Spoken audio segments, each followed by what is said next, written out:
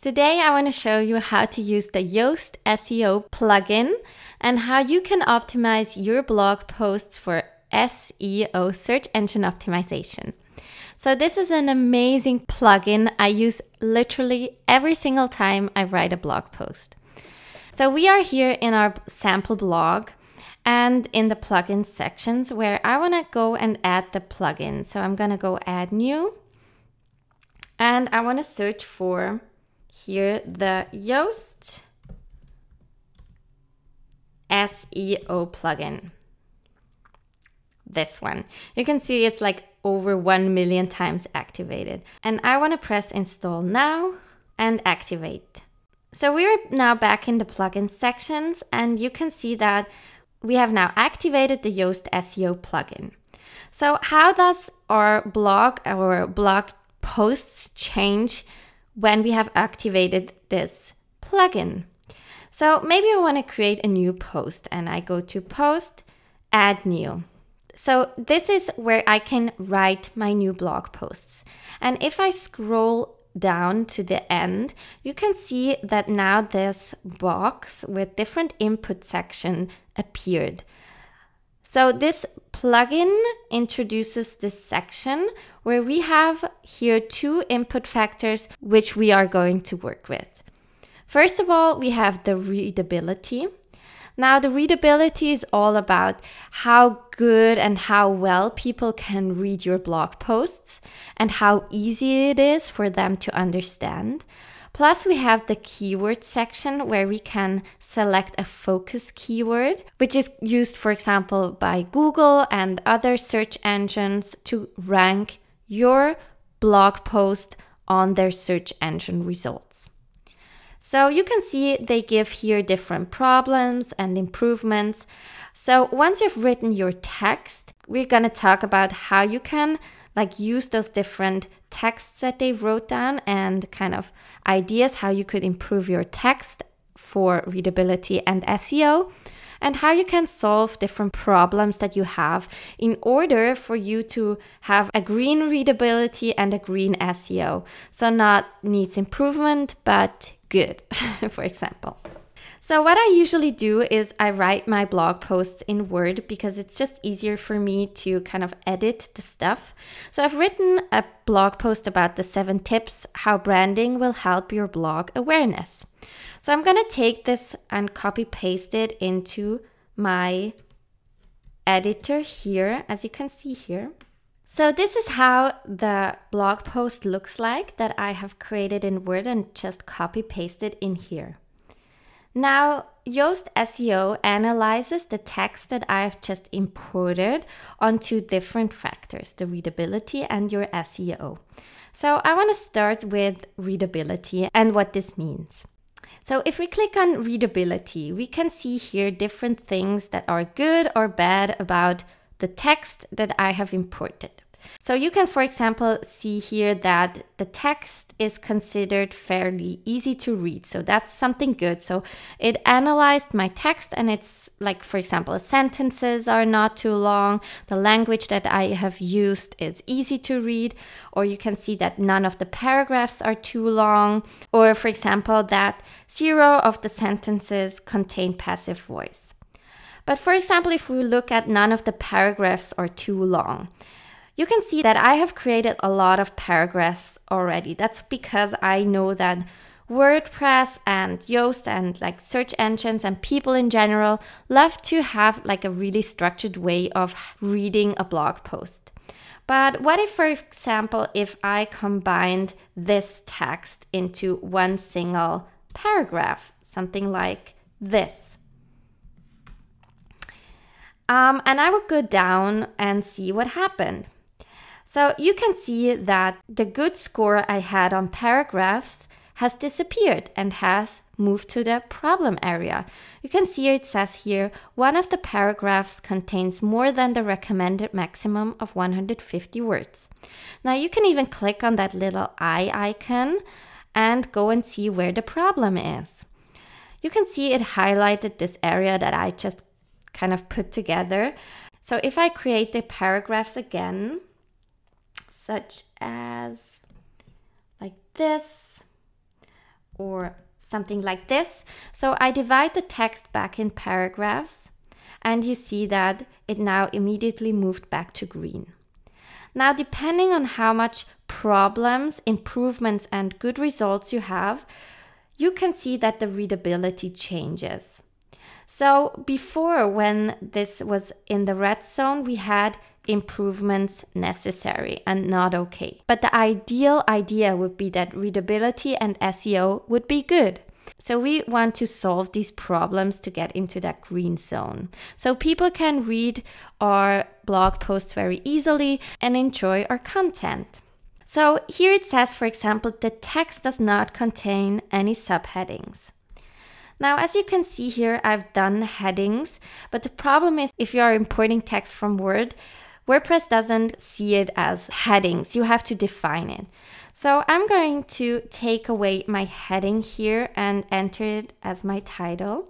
And what I'm also going to do is I am going to take my headings that I've created in Word, and I'm clicking here on that drop-down menu and defining those headings as heading 1s. So these are my main headings here. So I want to have all of them defined as heading 1s. So for example, here I have a heading 1, and you can also see that I have subheadings, so you can define them as heading 2s, such as here heading 2, and then continue with your main headings that are defined as heading 1s. So once you've done that and defined all of your headings, we can go back to the readability, and you can see that there's just one problem left, and you can see that this problem has resolved itself. And what you also can see is that our readability has now moved to good. Now this means that you don't have to get rid of all the problems which are here. So sometimes it's just not possible to get everything green, but you want overall good here in readability and SEO. So you could also see, for example, the text contains 3 consecutive sentences starting with the same word. So we could click on that icon again and see where the problem lies. So we can see here that these 3 sentences start with flat icon. And it's basically the same word starting each sentence. So you could, for example, change the second flat icon to it and go and check if this has made a difference. Now you can see that there's literally no problem here anymore. So you have resolved all your readability problems, which is amazing. And you can see that here your readability is good. So that's really what you want to achieve. Now there are a ton of problems or good results that you can achieve. And you kind of just want to try and figure out what Yoast wants you to do, and it really helps you create amazing content. Like even before you imported your text into WordPress, kind of you know already what Yoast SEO wants from you. So when you get used to this program, you will start creating text which is readable and amazing from the beginning. So once we've got your readability covered, we want to enter here into the focus area and the SEO section. Now, this is a super important topic to get organic traffic to your blog. Now, first of all, you need to define a keyword, a focus keyword, to analyze your blog post. Now, this focus keyword is giving information to Google what your blog post is all about. So we haven't defined a focus keyword yet, so the SEO analysis is not yet available. So let's define a keyword, and let's first of all define a bad keyword to see what's happening here after that. So for example, let's write down awareness. You can see there are a couple of problems here. For example, that the keyword density, which we've already talked about, is 0.2%, which is too low. This means that awareness as a keyword is represented within your text in just 0.2%, which is just not enough. Now, there are a couple of problems here that I want to go through, but I first want to make an example of a better keyword such as branding, and see what happens.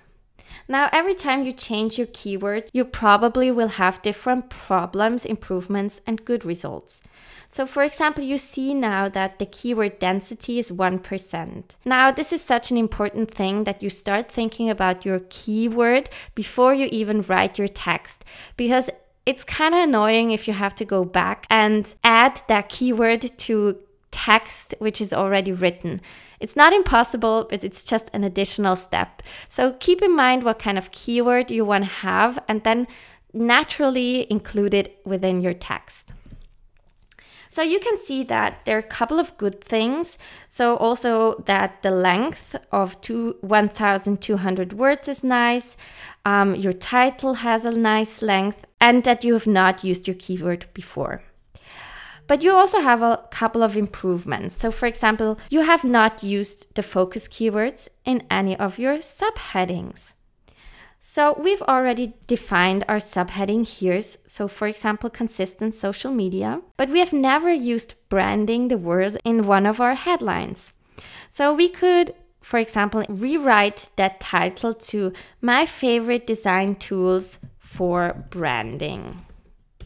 So if we go down now, we see that this point has now changed from the improvement to the good results section.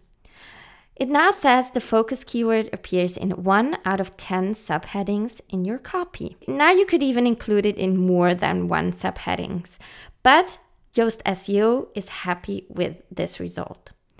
So what do we have here in the problem section, for example? We can see that the focus keyword doesn't appear in the first paragraph of the copy. Make sure the topic is clear immediately. So what this means is when you scroll up in your first paragraph of your blog post, branding, the word, is not used in the first paragraph. Now you can see I've started this blog post with "Hi everybody and welcome back." Now I could also start with here my first introduction. So I could also start with branding your blog, website, or social media is super important for gaining awareness and increasing your recognition on the web. So if I kind of delete that text and start right away with the main topic of this blog, you can see that if we scroll down, that now moved from a problem area to a good result area. So it says the focus keyword appears in the first paragraph of the copy. And what also changed is that you have now changed so much of your problem and improvement areas to good results that your overall SEO rating changed to good. Now you could stop here, or you could even improve your problem and improvement areas as much as you can. And that's what I would recommend to do. Now you see, for example, here, no meta description has been specified. Search engines will display copy from the page instead. Now we have already talked about this before. This is called the snippet or the meta description or the excerpt that Google will display on their search results. So for example, you have the title of the blog post and below you have a little text where you explain a little bit more what the blog post will be all about. Now, if you don't define this, Google will just take the first couple of sentences to take that as an excerpt or a snippet. But if you scroll down, you can see that here in this Yoast SEO section, you can edit the snippet here. So let's edit this and add a meta description. Now you could also say, for example, in this post, I am going to show you how branding, we want to include our keyword here, how branding will help your blog get amazing awareness on the web. Using these 7 tips, your blog traffic will explode. So maybe you have written a little excerpt like this, and if we scroll down, you can see now that it says the meta description contains the focus keyword, and also that the meta description has a nice length. So you have another problem area that you have now in the good results. So it also says there are no links within your blog post. And we have covered this in our links section of our course, and the importance of links within your blog post for user experience, for increasing the time that people spend on your blog and reducing the bounce rate. It is super important to include links which are going to your own blog, but also external links which go to other kind of products maybe that you're selling or other people's blogs. So for example, we have Canva here, which is an external program. We could enter Canva here and copy paste this link and mark this and add a link. And now people could directly click on this title to go and check out that program. Now you want to have a couple of links within your blog posts. The more the better. Links are really amazing to increase your SEO, your search engine optimization. Now you can see that there are no internal links. So you also want to link to other relevant blog posts that you have written. So that increases the time people spend on your blog. Now you also want to add images. Now images make it super easy for people to kind of have a break when they're reading something. And maybe you've even created like a beautiful pin, which makes sense for this blog post, which I definitely would recommend. I would recommend you to have one pin for every single blog post that you do. So maybe at the end of this blog post, we want to add a pin that you designed. So we want to add a media and choose a pin that makes sense. So this is the pin that you have created for this blog post. So 7-step guide of branding your blog. And we also know now how to fill out these different forms. And if you just want to fill out one, you're gonna have to fill out the alt text because that's super important. It's kind of how Google and search engines find your pins or your images. So you want to include a couple of keywords here as well. So for example, branding or blog branding or design ideas for bloggers or whatever makes sense. And then you want to insert that pin here as well. And now you can see that this disappeared as well because you have now included images within your blog post. Now there are a ton of different possibilities of what problems, improvements, and good results you could have. But I hope that I have given you like a good overview of how you can resolve some of the problems and the common problems Yoast SEO would show you. Now, this is my favorite plugin ever. And I would definitely recommend to take the time and improve your blog posts accordingly. Now, I really hope that this video was helpful for you guys. And I will see you in the next chapter. Thanks for listening.